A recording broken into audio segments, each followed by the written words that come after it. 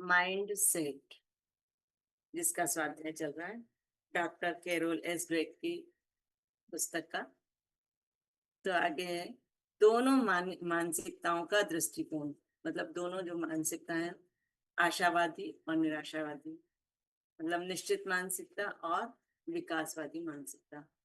ये दोनों मानसिकताएं कैसे काम करती हैं, इसे ज्यादा अच्छी तरह समझने के लिए यह कल्पना करें, जितनी स्पष्टता से आप कर सकते हो, कि आप एक युवा वयस्क हैं जिसका दिन बहुत बुरा जा रहा है। एक दिन आप एक बहुत महत्वपूर्ण विषय की क्लास में जाते हैं जिसे आप बहुत पसंद करते हैं। प्रोफेसर पूरी क्लास को मिड टर्म टेस्ट के परिणाम बताते हैं। आपको C+ मिला है। आप बहुत निराश हैं। उस शाम घर लौटते समय आपका गलत पार्किंग के लिए चालान कट गया। मतलब एक तो C+ मिला, फिर घर पहुंचते हुए गलत पार्किंग की वजह से चालान कट गया।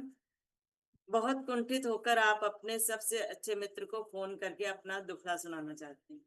जाहिर सी बात है, दुखी होता है तो व्यक्ति सोचता है कोई तो मिल जाए जिसे हम सुना दें, तो वो अगर आप सुनाना चाहते, लेकिन वह व्यस्तता की बात भूलकर आपका फोन रख देता है कि अभी मैं व्यस्त हूँ। आप क्या सोचेंगे? आप क्या महसूस करेंगे? आप क्या करेंगे? जब मैंने निश्चित मानसिकता वाले लोगों से पूछा तो वे बोले, मैं महसूस करूंगा कि मुझे पूरी तरह से अस्वीकृत किया गया है। मैं समझूंगा कि मैं पूरी तरह से असफल हूँ। मैं मूर्ख हूँ। मैं पराजित हूँ। मैं अयोग्य हूँ और मूर्ख महसूस करूंगा। हर व्यक्ति मुझसे बेहतर है। मैं कचरा हूँ। दूसरे शब्दों में, जो हुआ है उसे मैं अपनी अक्षमता और योग्यता का सीधा पैमाना मान लूं। वे अपने जीवन के बारे में यह सोचने लगेंगे, मेरा जीवन दयनीय है, मेरी कोई जिंदगी नहीं है, भगवान मुझे पसंद नहीं करता है, संसार मेरे पीछे हाथ धोकर पड़ा है, हर कोई मुझे बर्बाद करना चाहता है, कोई भी मुझसे प्रेम नहीं करता है, हर व्यक्ति मुझसे नफरत करता है, जीवन अन्यायपूर्ण और तमाम कोशिशें बेकार हैं। जीवन घटिया है। मैं मूर्ख हूँ। मेरी जिंदगी में एक भी अच्छी चीज नहीं होती। मैं इस संसार का सबसे बदकिस्मत इंसान हूँ, ऐसा सोच सकती हूँ। माफ करें, गौर करें कि यहाँ मृत्यु और विनाश जैसा कुछ भी नहीं हुआ। मतलब ऐसी कोई बात नहीं कि किसी की मृत्यु का नाम बोला गया है, ना किसी तरह का कोई विनाश। इसके बाद इतना सोचा जा रहा है, बस एक बुरा ग्रेड मिला था, चालान कटा था और फोन कॉल दोस्त ने रिसीव नहीं किया था। क्या ये लोग आत्मगौरव की कमी के शिकार थे? क्या वे पत्ते उठाने वाले निराशावादी थे? नहीं। जब वे असफलता से नहीं जूझते हैं, तब वे उतने ही योग्य और आशावादी होते हैं, और उतने ही प्रतिभाशाली और आकर्षक महसूस करते हैं, जितने कि विकासवादी मानसिकता के लोग होते हैं। लेकिन होता है, जब तक व्यक्ति के ऊपर बीतती नहीं है तब तक वो उसका व्यवहार सामने नहीं आता है। वही यहाँ पर बताया गया है कि उसके पहले जब तक उनके साथ कुछ नहीं होता है तो वो भी आशावादी विकासवादी लोगों की तरह ही सोचते हैं। तो वह कैसे जूझेंगे? मैं किसी भी चीज में इतना ज्यादा समय और प्रयास लगाने की जहमत नहीं उठाऊंगा। कुछ नहीं करूंगा, बिस्तर पर पड़ा रहूंगा। मतलब अपने आप को पूरी तरह नकारा महसूस करते हुए वो सब करने को तैयार है जो एक निगेटिव व्यक्ति करता है। पड़े रहना, चॉकलेट खाना, कोई काम नहीं करना, तोड़ फोड़ करना, आदि आदि। करने के लिए है ही क्या? उनको लगेगा कि आप करने के लिए क्या है। आप जानते हैं, मैंने इस प्रसंग में ग्रेड को जानबूझकर F के बजाय C+ लिखा था। और इस बात पर भी गौर करें कि यह अंतिम परीक्षा नहीं बल्कि मिड टर्म परीक्षा थी। इस बात पर भी विचार करें कि उनका सिर्फ चालान कटा था, कार दुर्घटना नहीं हुई थी। उन्हें सीधे अस्वीकार नहीं किया गया था, बल्कि व्यस्तता के चलते अनसुना किया गया था। मतलब जो फोन नहीं उठाया था। कोई भी विनाशकारी चीज नहीं हुई थी जिसे ठीक ना किया जा सकता। लेकिन निश्चित मानसिकता ने इतने कम कच्चे माल से ही पूर्ण असफलता और लकवे की भावना उत्पन्न कर दी थी, क्योंकि उनकी मानसिकता नकारात्मक थी।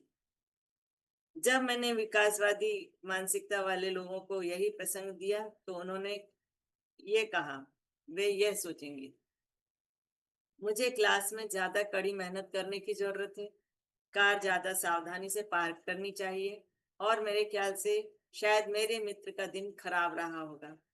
C+ से मुझे यह पता चलता है कि मुझे क्लास में बहुत कड़ी मेहनत करना चाहिए, लेकिन मेरे पास बाकी सेमेस्टर है जिसमें मैं अपना ग्रेड सुधार सकता हूँ।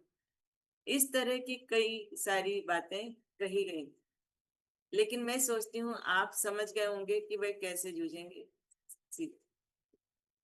मैं उस क्लास में अपने अगले टेस्ट के लिए ज्यादा मेहनत से पढ़ाई करूंगा। मैं चालान का जुर्माना भर दूंगा और अपने सबसे अच्छे मित्र के साथ अगली मुलाकात के में मामले को सुलझाऊंगा। मैं विश्लेषण करूंगा कि परीक्षा में मैंने क्या गलत किया था, इसे बेहतर करने का संकल्प करूंगा, चालान की रकम भर दूंगा और यह पता लगाऊंगा कि मेरा मित्र किस उलझन में है। ये सब जो सकारात्मक सोच वाले हैं, ये इस तरह से उसको, जो उनकी समस्या है, उसको हल करेंगे। तो विचलित होने के लिए आपको एक या दूसरी मानसिकता होने की जरूरत नहीं है। कौन नहीं होगा? खराब ग्रेड या मित्र या परिजन का तिरस्कार, ये मजेदार घटनाएं नहीं है। कोई भी खुश होकर अपने होंठ नहीं चाट सकता, लेकिन विकासवादी मानसिकता वाले ये लोग खुद पर ठप्पे नहीं लगा रहे थे और अपने हाथ समर्पण की मुद्रा में खड़े नहीं कर रहे थे। हालांकि वे तनावग्रस्त तो महसूस कर रहे थे, लेकिन वे जोखिम लेने, चुनौतियों का सामना करने और उन पर काम करने के लिए तैयार थे। तो नया क्या है? क्या यह इतना नया विचार है? हमारी बहुत सी कहावतें जोखिम के महत्व और लगन की शक्ति पर जोर देती हैं, जैसे जोखिम नहीं तो लाभ नहीं। अगर आप पहले पहल सफल नहीं होते तो दोबारा बार बार कोशिश करें। सचमुच आश्चर्यजनक बात यह है कि निश्चित मानसिकता वाले लोग इससे सहमत नहीं होते। इसके बजाय वह यह मानते हैं कि कोई जोखिम नहीं तो कोई हानि नहीं। मतलब वो किसी तरह की जोखिम उठाना ही नहीं चाहते कि अगर हम जोखिम उठाएंगे तो हानि होगी, जब जोखिम ही नहीं उठाएंगे तो हानि कैसी। अगर आप पहले पहल सफल नहीं होते हैं तो इसमें शायद योग्यता ही नहीं है। तो ये सब मानसिकता पे डिपेंड करता है कि आप किसी भी परिस्थिति को, किसी भी काम को किस उसमें लेते हैं। आगे क्या है? असाधारण लोगों में एक और चीज यह नजर आती है कि उनमें जीवन की असफलताओं की भावी सफलताओं में बदलने का विशेष गुण होता है। जो असाधारण लोग होते हैं वो अगर असफल होते हैं तो लेकिन उनको उसको सफलता में बदलने का गुण होता है। यहाँ मानसिकता के बारे में सोचने के कुछ और तरीके दिए हैं। जैसे अपने मतलब हम इसको अपने उसमें भी सोच सकते हैं, आसपास भी देख सकते हैं इस चीज को, कि अपने किसी परिचित के बारे में सोचें जो निश्चित मानसिकता में रचा बसा हो। इस बारे में सोचें कि वह हमेशा खुद को साबित करने की कैसे कोशिश करता है और वह गलत होने या गलती करने के बारे में कैसे अति संवेदनशील रहता है। क्या आपको कभी हैरानी हुई है कि वह ऐसा क्यों है, या आप ऐसे क्यों हैं? अब आप ये समझ सकते हैं कि क्यों। ये हमने इतना पढ़ा करा है तो इससे हमारे को समझ में आने लगेगा। अपने सेकंड उन्होंने दिया है, अपने किसी परिचित के बारे में सोचें जो विकासवादी मानसिकता में रचा बसा है। कोई ऐसा जो इस बात को समझता है कि महत्वपूर्ण गुणों का विकास किया जा सकता है। सोचें कि वह बाधाओं से कैसे निपटता है।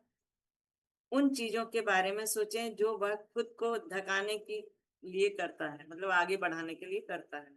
वे कुछ तरीके कौन से हैं जिनसे आप खुद को बदलना या धकाना पसंद करेंगे? अगला उन्होंने दिया है, ठीक है, अब कल्पना करें कि आपने एक नई भाषा सीखने का निर्णय लिया और आपने एक क्लास में नाम लिखा लिया है।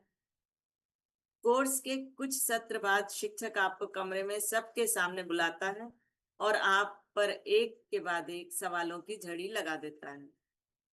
खुद को निश्चित मानसिकता में रखें। मतलब ये प्रयोग करने को बोल रहे हैं कि खुद को पहले अपनी निश्चित मानसिकता में रखें। आपकी योग्यता दांव पर लगी है। क्या आप खुद पर हर एक की निगाह को महसूस कर सकते हैं? क्या आप देख सकते हैं कि शिक्षक का चेहरा आपका मूल्यांकन कर रहा है? तनाव को महसूस करें। अपने अहम को डगमगाते हुए और खड़े होते हुए महसूस करें। आप और क्या सोच रहे हैं, यह भी महसूस करें।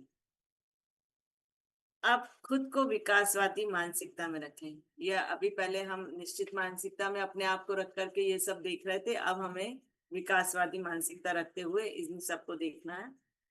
आप नौसिखिए हैं, इसलिए आप इस क्लास में आए। आप यहाँ सीखने आए हैं। शिक्षक सिखाने वाला संसाधन है। महसूस करें कि आपका तनाव दूर जा रहा है और आपका मस्तिष्क खुल रहा है। तो संदेश यह है कि आप अपनी मानसिकता बदल सकते हैं।